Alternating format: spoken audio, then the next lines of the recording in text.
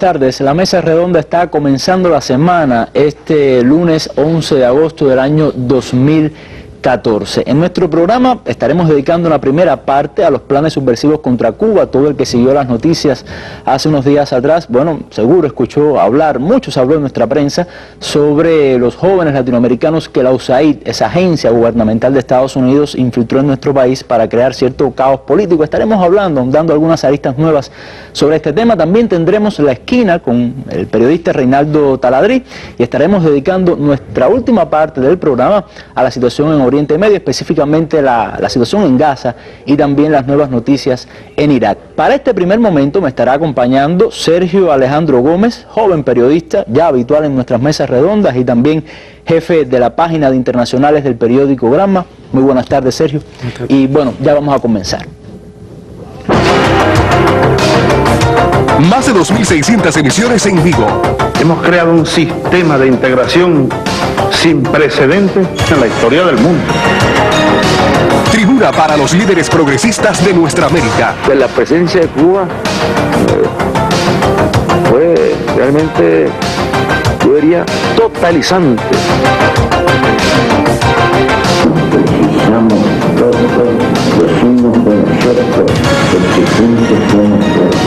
Nunca el patriotismo ha sido tan consciente que hoy alberga nuestro. Mesa redonda, año 15. Bueno, como todos sabemos, las principales informaciones a nivel internacional provienen precisamente de Oriente Medio, la situación en Irak, la situación en Gaza. Por lo tanto, como ese va a ser nuestro último tema de la mesa de hoy, les propongo que en nuestra sección La Noticia del Día vaya a otro punto caliente a nivel internacional, lo que está pasando en Ucrania. Veamos qué dice la televisora Russia Today, RT, sobre la situación en la frontera ucraniana, la situación humanitaria que se está dando en ese lugar. Veamos.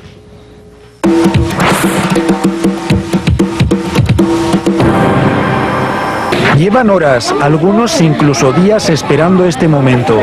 Rellenan los formularios que les permitirán entrar a Rusia. Atrás dejan Ucrania y también un conflicto que a muchos les ha arrebatado cuanto tenían. Los recuerdos que ahora llevan a cuestas pesan demasiado en las largas colas de la frontera. Las bombas caían muy cerca. Por la noche las oíamos y no podíamos dormir. Temía por mis hijos. Con tan solo un año, Svieta ya sabe lo que es una guerra y huir de ella. Rodeado de cientos de familias que se encuentran en su misma situación, su padre no ve la hora de cruzar al otro lado.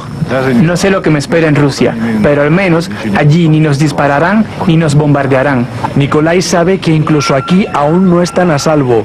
Controlado por los milicianos, el punto fronterizo de Izdarino es uno de los objetivos del ejército ucraniano y ahí muchos han muerto en las ofensivas de la última semana. Los bombardeos también han dificultado el trabajo en la frontera.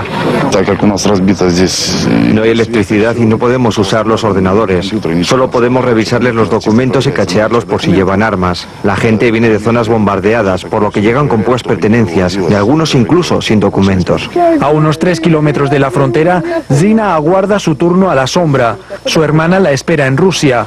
Huye de Lugansk. Allí ya no le queda nada. Nos refugiábamos en un sótano, pero ¿cuánto puedes aguantar en un sótano? Caían bombas sin parar, sobre la gente y sobre las casas. Cuando cayó una en la mía, todo quedó destrozado, negro, no veía salida. Como Zina, prácticamente la mitad de la población ha abandonado Lugansk. Los ataques han sido tan fuertes en esa ciudad que sus residentes incluso han aprendido a diferenciar los proyectiles.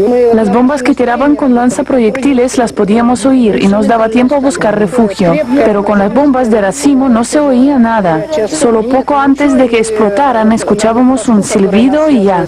Siempre nos pillaban por sorpresa. Larisa y su marido se fueron con lo puesto y con lo poco que pudieron meter en el maletero. Es imposible llevarte todo lo que tienes desde hace 67 años. Agarré lo que pude. Teníamos que irnos. En la ciudad ya no hay luz, ni gas, ni gasolina. No hay comida en las tiendas y prácticamente todos los hospitales están destrozados. Según Naciones Unidas, más de 700.000 personas han cruzado ya estas fronteras. Y aunque la espera sea larga, cada pequeño paso que avanzan es un halo de esperanza para salir de una guerra que de la noche a la mañana los ha dejado sin nada. Bueno, solamente quiero también apuntar con respecto a esta noticia que el presidente de Rusia, Vladimir Putin, informó al presidente de la Comisión Europea, José Manuel Durão Barroso, que Moscú, con ayuda del Comité Internacional de la Cruz Roja, enviará a Ucrania un convoy humanitario. También añadir que hoy por la mañana había una preocupación muy grande en Ucrania con el bombardeo del ejército de Kiev sobre una planta química que podía, bueno, crear una situación de emergencia, una situación medioambiental bastante grave, no solamente para Ucrania, sino también para Rusia y para todo el entorno. Esta es nuestra noticia del día. Vamos ya a comenzar con nuestro tema, con nuestro primer tema en la mesa redonda de hoy.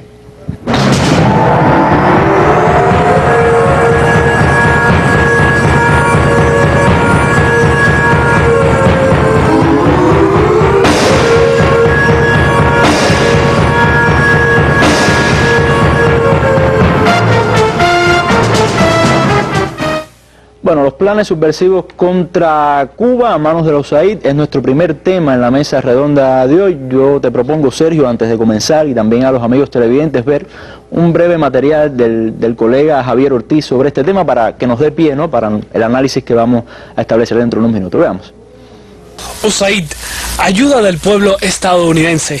Con ese eslogan se presenta al mundo una agencia que pretende disfrazarse de institución humanitaria, una máscara que puede engañar a quien no conozca el lado más oscuro de la Agencia de los Estados Unidos para el Desarrollo. Aunque no queda claro si es o no una sucursal de la CIA, lo cierto es que esa oficina gubernamental maneja recursos para la subversión contra países extranjeros. En el caso de Cuba, no se trata de paquetes con alimentos o medicinas, sino de planes pensados para provocar actos contra las autoridades nacionales. En abril pasado se reveló la existencia de Zunzuneo, una especie de red social a través de teléfonos móviles que operaba clandestinamente con fondos del gobierno norteamericano. Luego se conoció acerca de un grupo de agentes enviados a Cuba para encontrar jóvenes dispuestos a organizar actos antigubernamentales. Enmascarados como activistas en la lucha contra el SIDA, los empleados de los USAID, reclutados en países latinoamericanos, visitaron varias universidades cubanas, aunque no tuvieron éxito en sus propósitos. La agencia de noticias estadounidense Associated Press descubrió estos planes contra Cuba, dos casos que engrosan los expedientes de las prácticas de guerra no convencional a las que Washington es tan aficionado. Javier Ortiz, especial para la mesa redonda. Cuando uno hace un análisis, uno lee las informaciones, Sergio, sobre estos planes, uno nota que hay, vamos a decir, cierta chapucería a la hora de implementarse, ¿no? En Cuba, sobre todo, bueno, este último plan descubierto por la AP. Sin embargo, no podemos confundirnos y tenemos que estar bien claros de que son planes muy bien pensados, estrategias muy bien diseñadas y que son políticas incluso de Estado, de las instituciones norteamericanas. Yo creo que si algo aporta estas revelaciones de AP es a intentar un poco enseñarnos una pieza de ese gran escenario, de ese gran rompecabezas que es la forma en que Estados Unidos está llevando a cabo su política en este siglo XXI. No es solo, estamos viendo, no son cosas que estén desarticuladas, estamos viendo lo que sucede en Ucrania, estamos viendo lo que sucede en Siria, estamos viendo lo que hace Israel en Palestina, todo es el gran escenario ese político de este siglo XXI, con grandes retos por delante, y este caso en específico de la AP que revela sobre Cuba nos enseña un poco sobre cuál es la estrategia que está aplicando Estados Unidos en América Latina, una región por supuesto que supremamente importante para sus objetivos de dominación. Aunque muchos piensen, incluso algunos tanques pensantes norteamericanos digan que Estados Unidos no le está prestando mucha atención. No, precisamente eso. Alguien podría pensar, ¿usted cree que Estados Unidos se siente cómodo cuando ya ni siquiera en la OEA, una organización creada como prácticamente un ministerio de colonia yanqui, ya ni siquiera en ese espacio Estados Unidos se siente cómodo a la hora de hablar de América Latina? O sea, la región no es la misma.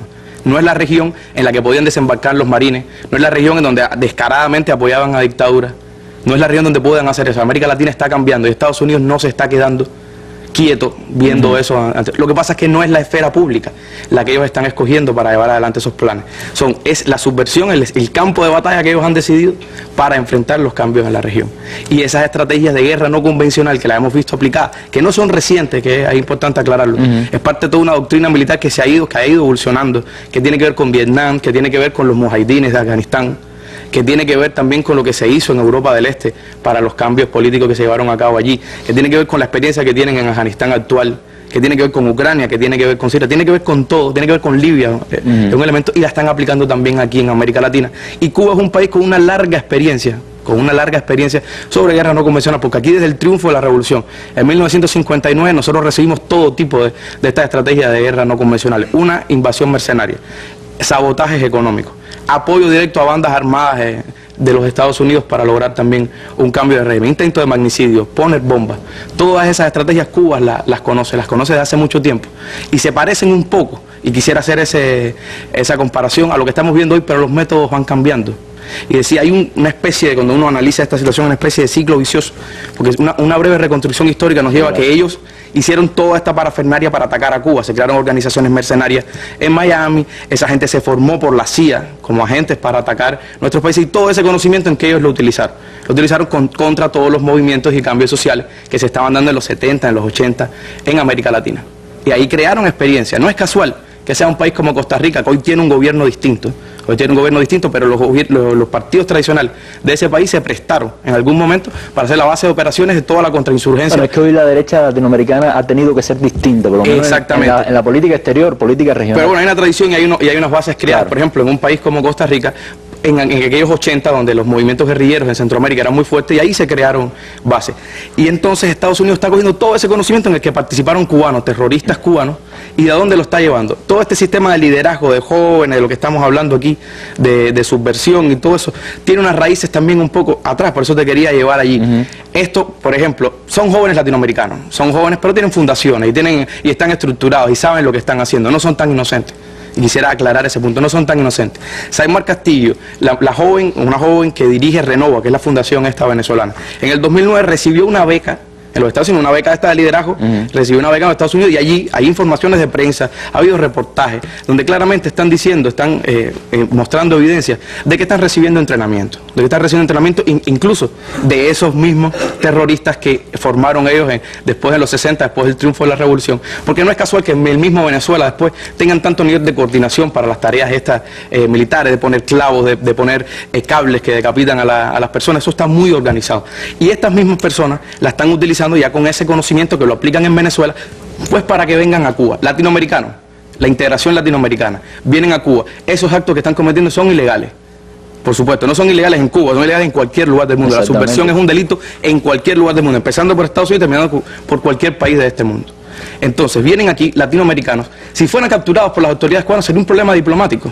Exactamente, y eso es lo que están buscando también. Están buscando la desestabilización por cualquier vía. Y además tienen que utilizar a estos intermediarios, porque nuestros televidentes pueden saber qué sucedería si a un joven revolucionario cubano se le acercara a un terrorista de estos, de los que sabemos como Posada Carriles, que han matado, asesinado a cubanos. Directamente nunca podrían tratar de influir en un joven cubano. Yo creo que siempre el problema de Estados Unidos en muchas ocasiones ha sido, sobre todo para este tipo de estrategias, es que no conoce muy bien el terreno el cual van a pisar, y me parece que Cuba es un buen ejemplo de eso. Ahora, yo quiero hacerte otra pregunta, porque me hablabas que no era una estrategia nueva. Estamos hablando, bueno, de conceptos que quizás el público conozca, guerra no convencional, smart power, o sea, poder inteligente. ¿Por qué Estados Unidos ahora va por esta vía? O sea, ¿cuál ha sido el costo del otro tipo de guerra, de la guerra más convencional, vamos a decir, no sé, la invasión a Irak, que ha optado entonces por esta vía? ¿Es para hacer una guerra más barata, con menos costos políticos? Bueno, en parte sí. Hay también algunas cosas que determinan la realidad actual, que es el bajo nivel, por ejemplo, ahora mismo de la crisis económica en los Estados Unidos y el costo que tiene una guerra convencional. El modelo, quizás para entenderlo más claramente, es lo que sucedió en Libia, y hay frases de las autoridades norteamericanas que es como, digamos, el modelo esencial o el modelo de éxito. Estados Unidos influye a un costo relativamente bajo, amparando a estos grupos armados. Tal parece que es una cuestión interna, aunque después se demuestra que las fuerzas de operaciones especiales estaban presentes ahí desde un inicio. Estados Unidos interviene de esa manera a un costo mucho más bajo, no para el país que recibe la agresión, porque esto es importante resaltarlo.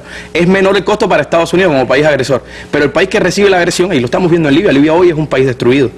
Libia es un país que tenía orden, uno de los mayores índices de desarrollo humano de África, es hoy un país totalmente dominado por bandas armadas. Gobernable. Pero sin embargo resuelven el problema de ese escenario, que es lograr el cambio de régimen sin importarle las consecuencias.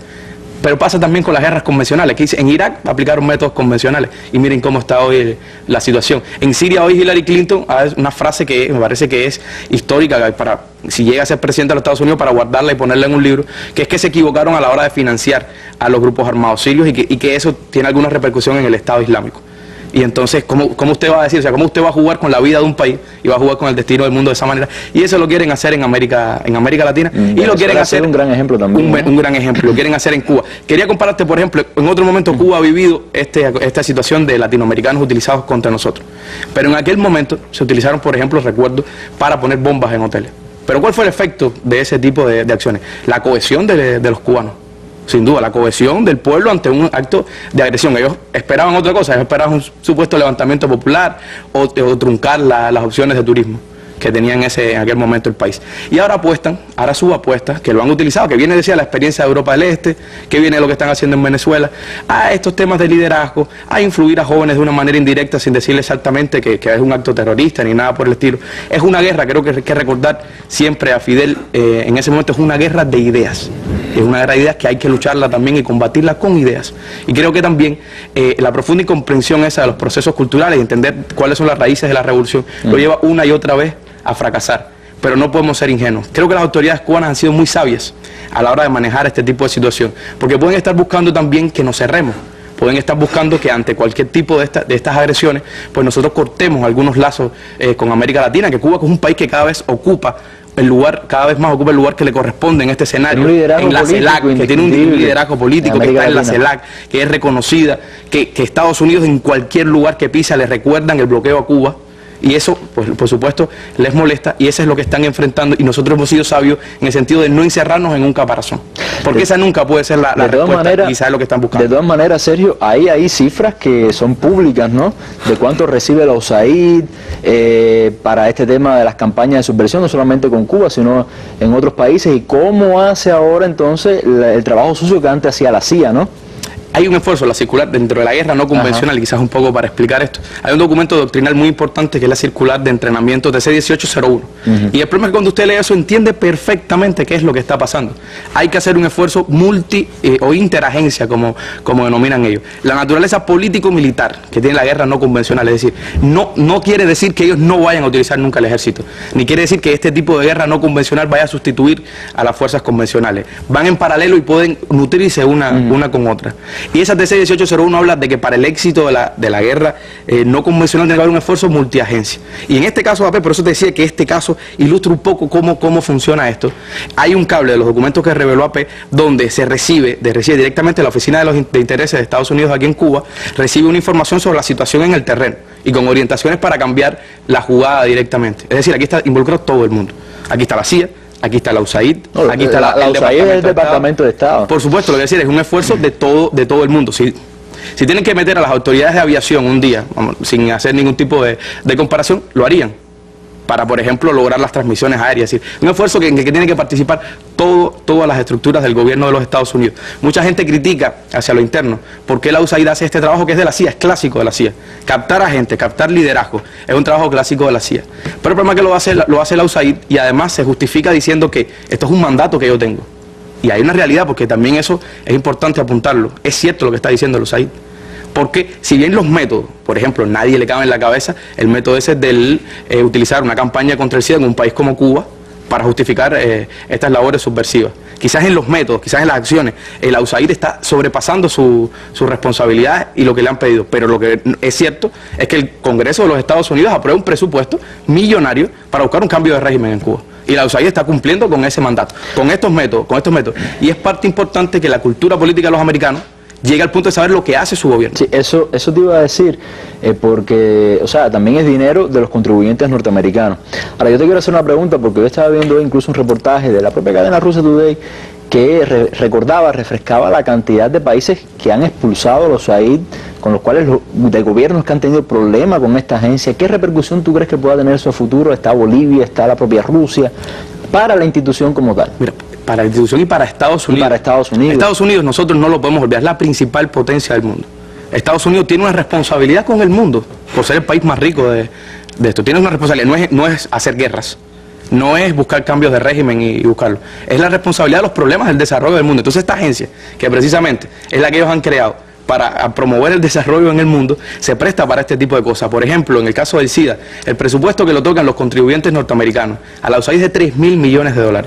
Y están comprometiendo un esfuerzo Yo no estoy diciendo que en todos los lugares lo hagan, porque indiscutiblemente debe haber personas dedicadas dentro de esos 3.000 millones de dólares a combatir la enfermedad. Ojalá que no sea en Cuba, un país que tiene tan baja está presente esa enfermedad en tan pocas personas, sino en otros lugares del mundo. Entonces están comprometiendo esos 3.000 millones de dólares, están comprometiendo la ayuda que le brindan a zonas donde hay hambruna, están comprometiendo toda esa situación por una política de cambio de régimen en un país. Es decir, una y otra vez se equivocan. ¿Qué van a pensar? En el caso de Bolivia, creo que el año pasado exactamente cerró sus operaciones, la USAID fue expulsada del país por lo que estaba haciendo. En Ecuador está prácticamente paralizado todo el funcionamiento de los USAID. En Rusia también. En Rusia también. Entonces, Estados Unidos, eso es un tema. Tenemos hoy mismo, tenemos el caso del brote de ébola, uno de los más virulentos que ha vivido la humanidad, creo que el más virulento que ha vivido la humanidad. A Estados Unidos le conviene no tener una participación ahí con sus recursos para tratar de contenerlo. Porque no es solo ayudar, no es solo ser una visión humanista de la ecuación, es ayudarse a sí mismo, controlando esa pandemia que se puede convertir en una pandemia del ébola y llegar a los propios Estados Unidos. Entonces, por su estrategia de cambio de régimen, mira lo que compromete. Nada más y nada menos que su papel constructivo que pueda jugar en cualquier lugar del mundo y levantar la suspicacia donde quiera que llegue.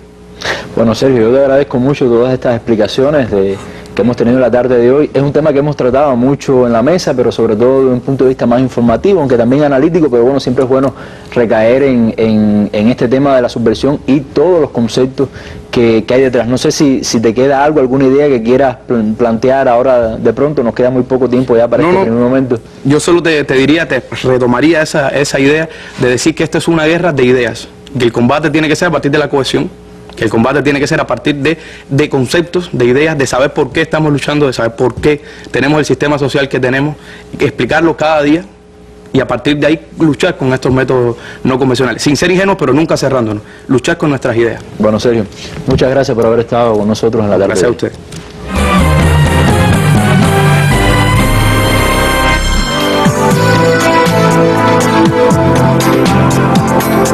Este martes y jueves en la Mesa Redonda, presente y futuro de la energía eléctrica en Cuba. El esquema actual de la generación eléctrica en el país, las perspectivas del uso de la energía alternativa y las políticas para el uso eficiente de la energía serán analizados en la Mesa Redonda este martes y jueves con la participación del Ministro de Energía y Minas y otros directivos de ese ministerio. Si usted desea participar con su opinión o interrogante, puede llamar al teléfono 646-5900 desde el martes al jueves en el horario de 9 ante meridiano a 5 pasado meridiano. Y el martes entre 7 y 8 de la noche durante el programa al teléfono 831-2484. Puede comunicarse también con nuestro correo electrónico mesaredonda@enet.cu o con los sitios web de la Mesa Redonda y Cuba Debate. Acompáñenos. Un avance de lo que vamos a tener en nuestro programa mañana martes y también el próximo jueves. Vamos ya al segundo momento de nuestra Mesa Redonda con el periodista Reinaldo Taladrí en su sección La Esquina.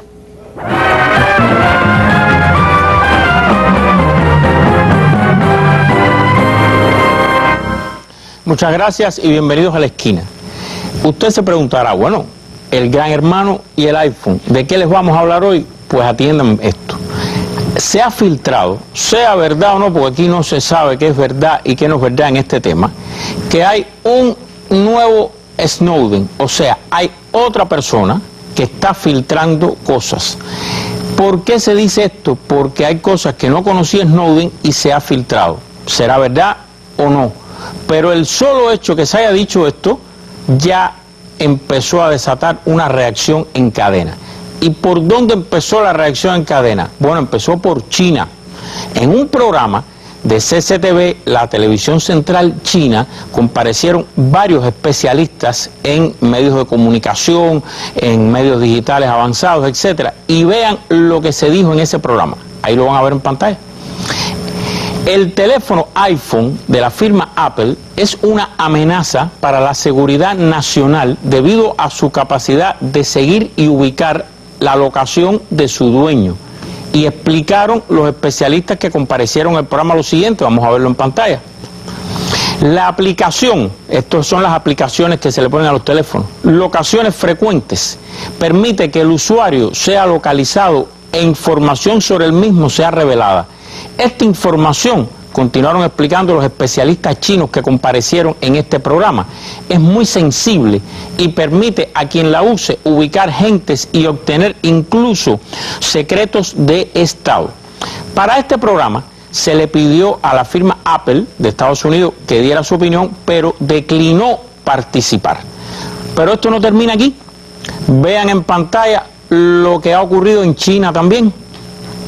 La Procuraduría Central de China ha prohibido, por razones de seguridad nacional, que las computadoras que estén en oficinas gubernamentales usen el sistema operativo Windows 8 de la compañía Microsoft.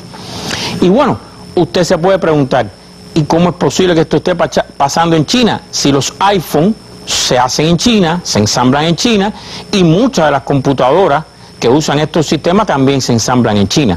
Bueno, esto es un problema complicado. Primero, el iPhone es un gran salto adelante, una revolución, un avance en la tecnología en la historia de la humanidad. No cabe duda que los teléfonos inteligentes, como se llaman, se le dice también táctiles, las capacidades que tienen, fueron un avance y son una revolución y algo sumamente positivo en la historia de la humanidad. También, por supuesto, está de más decir, los sistemas operativos de Windows han servido para muchísimas cosas positivas en el mundo. El problema, como hemos dicho otras veces, no está ahí. Eso es tecnología, y tecnología avanzada y tecnología fantástica, útil, muy buena. El problema está en para qué se usa esa tecnología y quién controla las cosas que se pueden hacer con esa tecnología. Ahí es donde está el problema, en los seres humanos, no en la tecnología. Vuelvo a repetir, la tecnología, y se los digo de corazón, no tiene vida propia. Lo que se hace con la tecnología está en el cerebro de los hombres que la usan y la controlan. ¿Y dónde está el problema aquí? Bueno, miren, vamos a poner un ejemplo y vamos a empezar a ver dónde está el problema. Vamos a ver en pantalla. La compañía AT&T le cobra al gobierno de los Estados Unidos una tarifa de activación de $325 por cada escucha telefónica que le pide el gobierno y $10 diarios para mantenerla. O sea, si el gobierno le dice, yo quiero oír el teléfono de fulano de tal, intervenir el teléfono, y tiene un contrato con AT&T esa persona, AT&T cobra esa cantidad de dinero para que el gobierno espíe a esa persona. Como ven, es el gobierno, en este caso, son personas, no es la tecnología. Pero vean lo que dice abajo. Las compañías Cricket y US Cellular, son dos de las grandes compañías de comunicaciones en Estados Unidos, cobran $250 al gobierno por cada escucha que realizan. ¿Son estas tres nada más? No, vamos a seguir viendo. Verizon, uno de los gigantes en el mundo de comunicaciones, debe pagarle, el gobierno, perdón, le paga $775 a Verizon el primer mes y $500 cada mes subsiguiente por cada escucha que haga. Esto de escucha es relativo, esto comprende el correo electrónico, comprende los SMS, comprende, porque todo eso sale de un teléfono inteligente. En un teléfono inteligente se hace todo esto. Por tanto, cuando ven esa cantidad es lo que el gobierno le paga por tener acceso a todo el que esté suscrito a Verizon. Facebook, atiendan esto, dice que no le cobra al gobierno para darle acceso. Eso quiere decir que evidentemente Facebook lo hace de gratis. Recuerde que cuando usted firma los términos y condiciones y abre una página en Facebook, usted le da, que nadie la lee, acuérdense que esos términos y condiciones todo el mundo pone yo acepto o I agree en inglés y nadie lo lee. Lo que pasa es que ahí usted estuvo de acuerdo en que le da a Facebook derecho a usar toda la información y todas las fotos en la forma que la compañía considere, incluso las que usted pone como privadas. Ahora, esto no termina aquí, vamos a ver en pantalla, sigue. Microsoft, Yahoo y Google se niegan a revelar cuánto le cobran al gobierno, pero la Asociación Nacional para la Defensa de los Derechos Civiles, ACLU por sus siglas en inglés, descubrió que el gobierno obtiene los correos electrónicos de estas tres firmas, de cualquier persona que le interese, por $25 más o menos. O sea, aproximadamente $25 por correo es lo que paga el gobierno a estas tres compañías que se negaron a revelar qué hacían. Y sigue la cadena. Vamos a ver en pantalla. La AT&T afirmó ya oficialmente, que recibió aproximadamente 24 millones de dólares en reembolsos del gobierno entre 2007 y 2011. Verizon reportó entre 3 y 5 millones de dólares anuales que recibe del gobierno por concepto de estas escuchas, de este espionaje que estamos hablando. Y seguimos. Sprint, el otro gran gigante de las comunicaciones en Estados Unidos, creó una página en internet que le permite a la policía y a quien quiera, por supuesto, quien pague por este servicio, rastrear datos de ubicación de sus clientes de manera inalámbrica por apenas $30 mensuales. O sea, el gobierno paga $30 mensuales y yo quiero saber dónde está el que usa este teléfono permanentemente, que es lo que decían los especialistas chinos con relación al iPhone. Para acoger esta página, aproximadamente 8 millones de pedidos en un año. O sea, recibieron 8, la compañía Sprint recibió 8 millones de solicitudes. Yo quiero saber dónde está esta persona permanentemente. ¿De quién? Del gobierno de los Estados Unidos, con tarifa incluida y con precio. Y ahora, ya una vez presentada la información, les vuelvo a preguntar, ¿dónde creen ustedes que está el problema aquí? Está en el gran avance tecnológico, en la gran revolución que fueron estos teléfonos creados por la compañía Apple, los teléfonos inteligentes o táctiles, como se le dice, o está en los seres humanos, en las personas, en los gobiernos que los usan para estas cosas. La tecnología no tiene vida propia, se puede usar para el mayor bien o para el mayor mal. Todo está en para qué se use. Y volviendo al inicio, ¿qué usted cree? ¿Tendrán razón los especialistas chinos que explicaron esto en el programa de la televisión china? ¿Tendrá razón la Procuraduría Central de China en haber prohibido el uso de un sistema operativo en las computadoras que tienen oficinas del gobierno? ¿Por qué pasará esto? ¿Hasta dónde va a llegar el asombro? ¿O es que ya se mató el asombro y ya hay que convencerse que leen, oyen, ven, escuchan, saben todo lo que quieran de cualquier persona en este planeta, no solo en los Estados Unidos, sino en el planeta entero? ¿O es que ya se ve como algo cotidiano, que es un peligro, que ha pasado con las guerras también, se ve como algo normal? ¿Qué usted cree? Aquí están los hechos. Como siempre les pido, ahora saque usted sus propias conclusiones y regreso a Oliver en la mesa.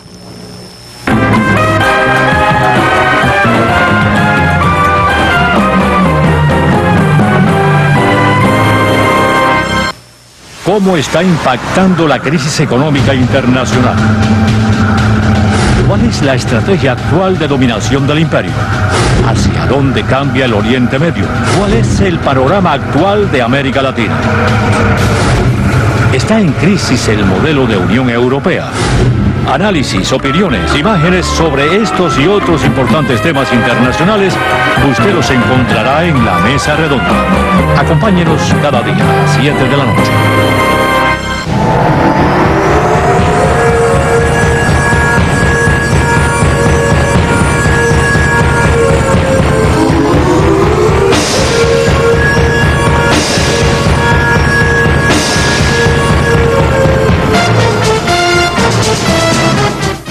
Bueno, muchas gracias a Taladrí por la sección La Esquina. Vamos ya al tercer y último momento de nuestra mesa redonda. Tengo conmigo a Leonel Nodal, periodista, analista de temas internacionales, uno de nuestros panelistas habituales cuando hablamos de la situación en el Medio Oriente.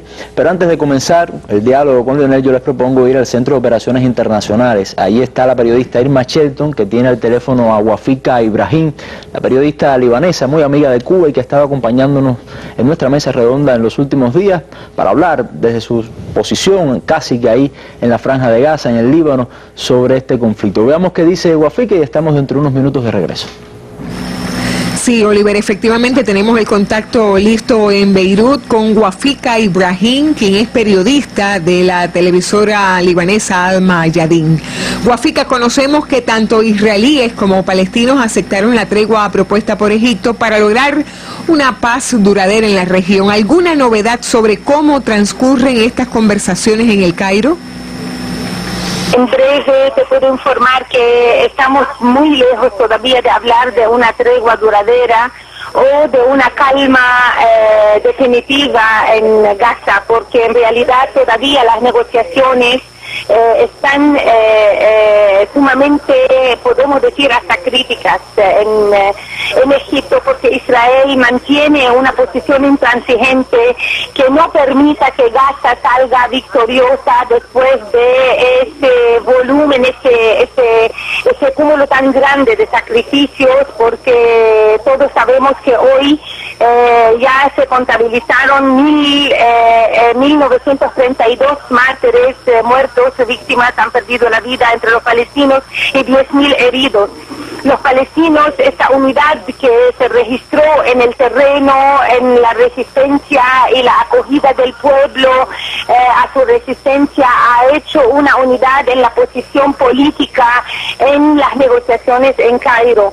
Y esto está dificultando los propósitos que está buscando Israel. En realidad, después de tantos sacrificios, no es posible que los palestinos acepten una calma a cambio de otra calma. O sea, yo hago un cese al fuego y tú haces un cese al fuego y ya se acabó como si no hubiera pasado nada después de tantas pérdidas. Por lo tanto, los palestinos insisten en que el bloqueo se tiene que levantar, se tiene que permitir a los palestinos reconstruir su aeropuerto, reconstruir su puerto, y también que haya un cruce seguro entre Gaza y Cisjordania para que los palestinos puedan tener contactos entre sí, porque la política de Israel ha sido descuartizar lo más que se puede en micro barrios, en micro repartos a los palestinos, y realmente ningún pueblo puede continuar y mantenerse en vida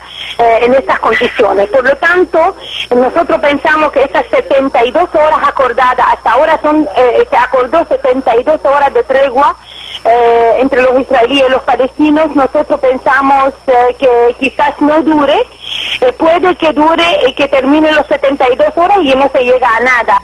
Gracias, Wafika, por este reporte actualizado. Habrá que esperar qué sucede en estas 72 horas. Estaremos siguiendo los acontecimientos. Para ti, gracias nuevamente. Buenas noches.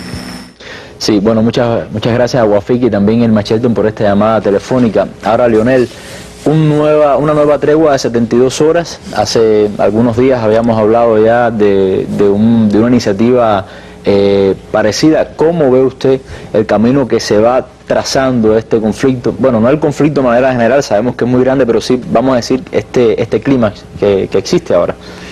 Bueno, en realidad, al parecer, tanto una parte como la otra, Israel y la resistencia palestina necesitaban en estos últimos días un alto el fuego.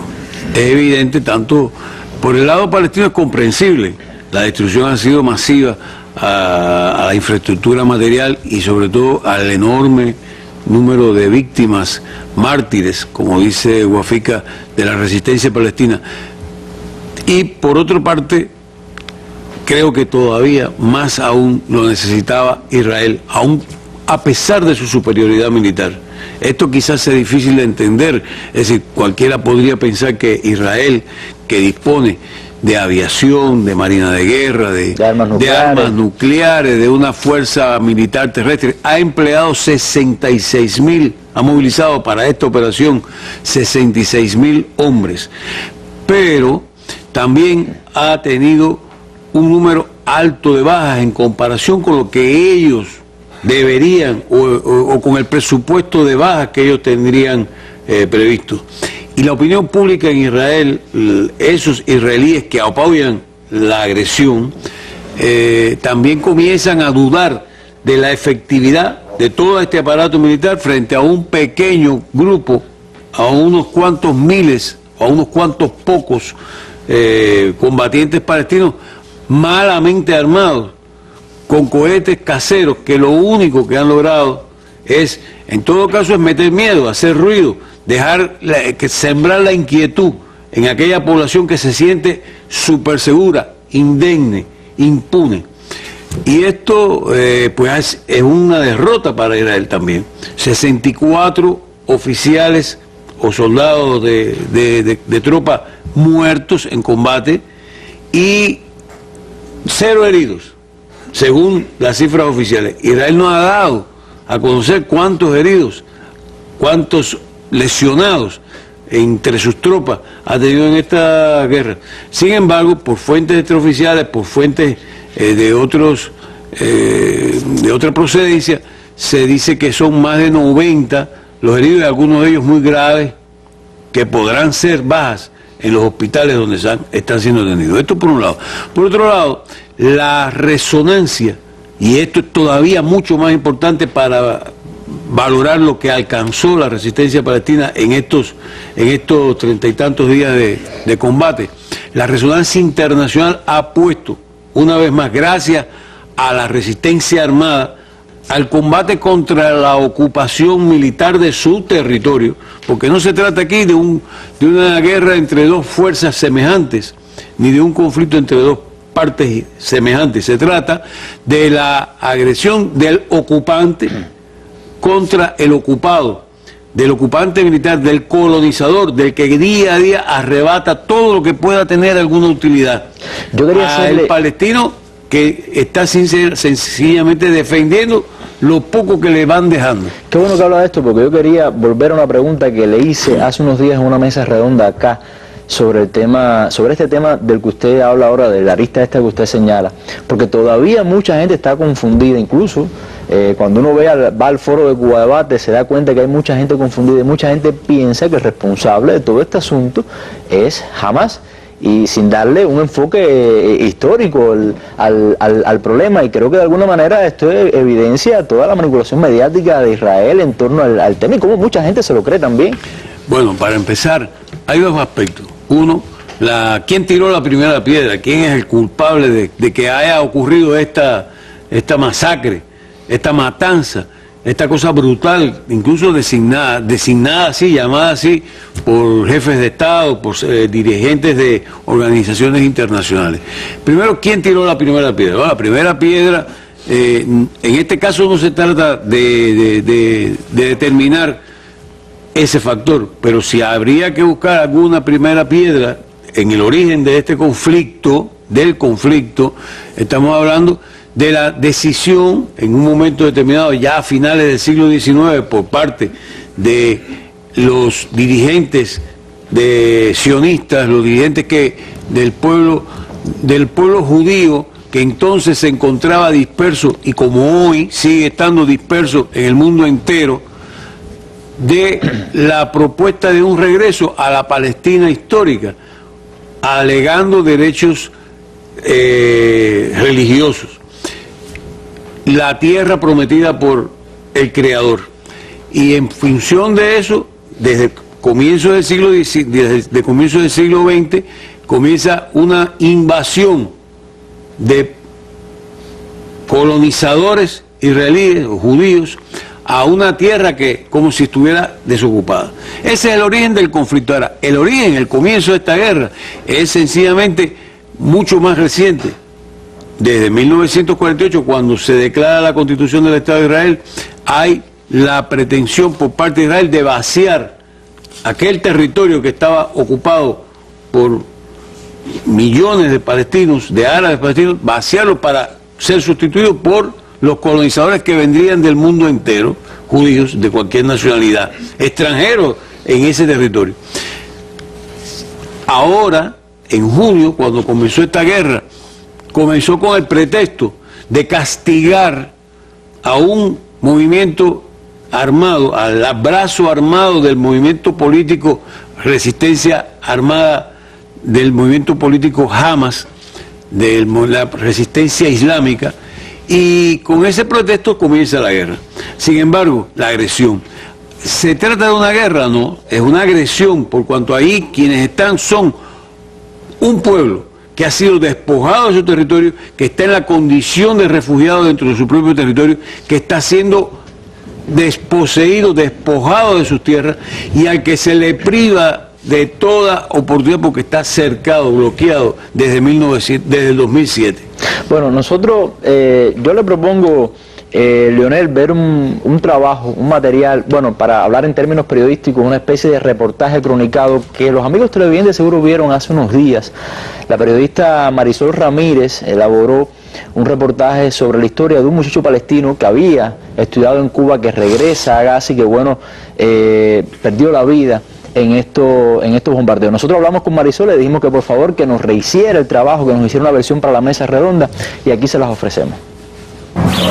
A la semana de estar mi padre y mi madre muertos. Esta entrevista a Hanas tuvo lugar a raíz de que sus padres murieran víctimas de aquella masacre, igual a la que ahora extermina a la población civil de Gaza. El joven palestino terminaba en La Habana la maestría en farmacia. Vivía en la casa de mi padre, mi madre y mi hermano y su esposa y sus hijos. Él aprovecha un día que hubo alto al fuego, eso de 3 horas, y él va la esposa de él para el médico, que ya estaba embarazada. Estando ahí en el médico, mi padre le llama y le dice que no virara a la casa porque comenzó el bombardeo de nuevo. Vete para casa de tu tía, la hermana de mi papá, que vive más al centro. Y mi hermano va de ahí directo del médico con su esposa y los niños para casa de la tía. Y se queda comunicándose con mi papá todos los días, llamándole y eso. Después de esos 3 días, ya fue la última llamada que mi hermano habló con mi papá. Y mi papá le dijo, reza por nosotros que aquí la cosa está muy fea. Y fue la última llamada. Mi hermano no pudo llegar a la casa a enterrar los cadáveres enseguida, porque la zona había mucho fuego y mucho tiriteo, que era muy peligroso llegar ahí. Nadie podía llegar a la zona. A la semana de estar mi padre y mi madre muertos, que mi hermano logró llegar a casa, los sacó de ahí, los enterró, y al otro día fue que me llamó y me dio la noticia. Y mi padre fue quien me apoyó para venir a Cuba, porque él mismo estuvo aquí en los años 80, en el 84. Él estuvo aquí en Cuba y Cuba le encantó y le gustó, y hizo aquí buenas amistades. Y él fue quien me ayudó para ganarme la beca aquí en Cuba. Y cuando vine para acá, él me dijo, te mando para Cuba tranquilo. Él sabe que aquí estamos en buenas manos. Llevo aquí 8 años ya. Estoy haciendo la maestría, yo me gradué de licenciado en farmacia. Mi familia quería que volviera para allá, que me casara. Mi madre siempre me decía que ya estaba loca para ver mis nietos, sus nietos. Eso eran, planes, había, mucho, uno siempre sueña, quiere realizarlo. Pero bueno, ya uno no se realizó, porque llevo ahora 8 años, en esos 8 años fui una sola vez de visita a casa, que eran 2 semanas, y ya después no he vuelto más. Y bueno, los sueños ya Los sueños, uno de mis grandes sueños era que mis padres vieran mi título, si estuvieran trabajando ahí. Pero bueno, no se puede lograr. Cuando termines, ¿qué vas a hacer? Esa es una pregunta difícil. Mira, nosotros como palestinos, los que vivimos ahí en esa situación, nadie le puede decir qué puede hacer en su futuro, porque ahora hasta que yo termine, que me gradúe, pueden pasar muchas cosas. Si cuando yo termine la frontera de Gaza estará abierta, yo voy para Gaza. Tengo que ir para allá, tengo un compromiso moral. Hanas se graduó y regresó a Palestina. Tuvo 2 hijos. En su página en Facebook, donde lo reencontré, su mirada se pierde sobre el mar de Gaza. Hanas escribió a sus amigos en Cuba que uno de sus sueños era volver a visitar la isla. Fotos más recientes traen la noticia. Hanas fue víctima y lo asesinaron. Estaba en su casa en el balcón cuando otros testimonios de su familia. Los hijos de Hanas Abukas no murieron en el bombardeo, pero nadie puede predecir qué sucederá después. Marisol Ramírez, Sistema Informativo de la Televisión Cubana. Una muy conmovedora historia. Me decía Marisol que una de sus vecinas le decía que mientras ella miraba las noticias sobre Gaza y Palestina le parecía toda una película, un horror que bueno, los cubanos no estamos acostumbrados a ver. Sin embargo, después de ver este reportaje, bueno, ya se había identificado un poco más. Pero vamos, Lionel, a otro conflicto que estalla una vez más en el Medio Oriente. Me refiero a Irak. Estados Unidos vuelve a Irak, vuelve a bombardear Irak, vuelve a crear una situación bastante compleja allí. Y bueno, la noticia de hoy es que destituyeron al primer ministro Nouri al-Maliki. ¿Qué lectura se puede hacer de toda esta situación, sobre todo de esta destitución de al-Maliki, que me parecía un hombre medio incómodo para Washington, ¿no? En realidad este es el procedimiento imperial, utilizar a los hombres que ellos creen que en un momento determinado pueden ser útiles, hasta el punto en que les resultan incómodos.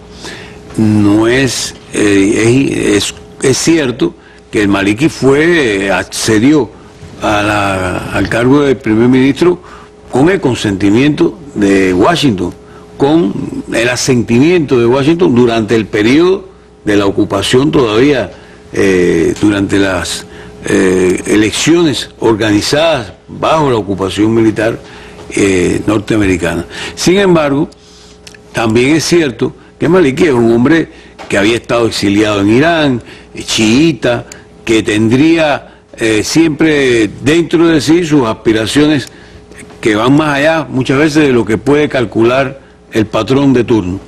Y en este caso, al-Maliki se convirtió en los últimos tiempos en un aliado incómodo, por cuanto, por un lado, sus relaciones con Irán, su buena vecindad con Irán, por otro lado, su buena vecindad con Siria también, a la que ha estado apoyando, conflicto con Estados Unidos, a la que ha estado apoyando, a la que ha respaldado, por cuanto se trata de este conflicto en Siria desatado por los enemigos, no solo de los chiitas o de los alawitas sirios, sino también de todos los enemigos del pueblo sirio.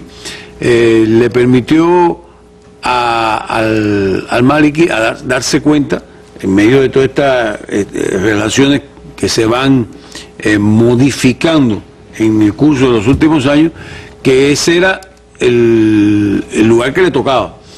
Es posible también que su manejo político de la situación interna en Irak, que su capacidad para maniobrar se le haya agotado y que no haya podido manejar con inteligencia y con buen acierto las relaciones con las otras comunidades o etnias iraquíes, los suníes fundamentalmente y los kurdos.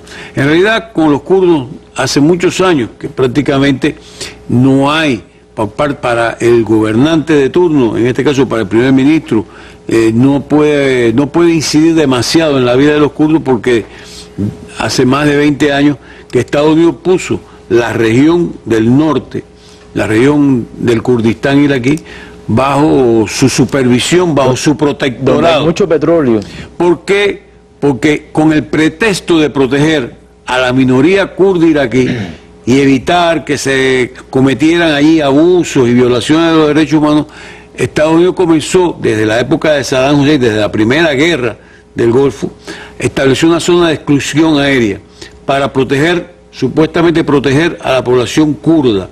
Y eso lo que dio lugar fue a la separación, poco a poco, a la formación allí de una región autónoma en la cual se fueron creando condiciones para un separatismo, si no formal, real.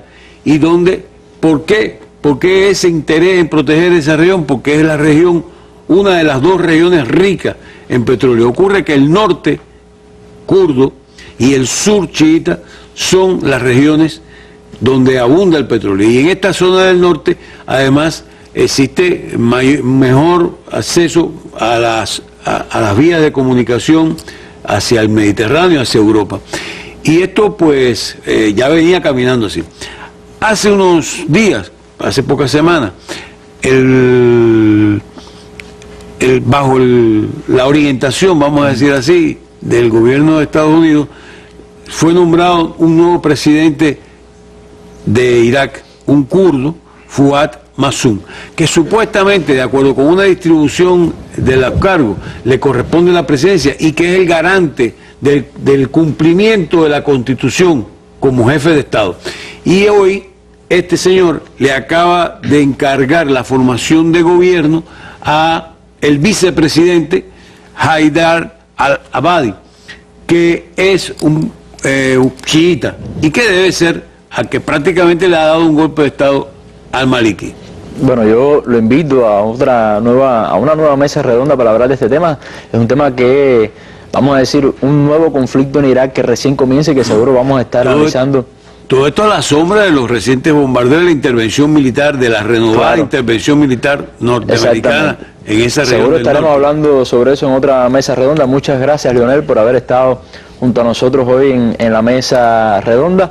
Antes de despedirme, quiero dar, bueno, una triste noticia. El actor norteamericano Robin Williams falleció o murió en la tarde, en el día de hoy. Según las autoridades californianas, se trató de un suicidio lamentable. Una persona que nos hizo reír tanto, bueno, haya terminado de forma tan trágica. De todas maneras, quedará en la mente de todos como ese excelente actor que fue. También Rusia, bueno, ya tiene planteada el objetivo de crear una base en la Luna en el año 2018. Y hablo sobre esto porque precisamente nuestras imágenes del día, con las cuales siempre cerramos nuestra mesa redonda, tienen que ver con la Luna. Ayer, bueno, muchos pudimos ver en todo el mundo la superluna por segunda vez en este 2014. Estas fueron las imágenes que captaron algunas televisoras extranjeras sobre ese fenómeno astrológico. Yo, bueno, le doy las muy buenas noches y las muchas gracias.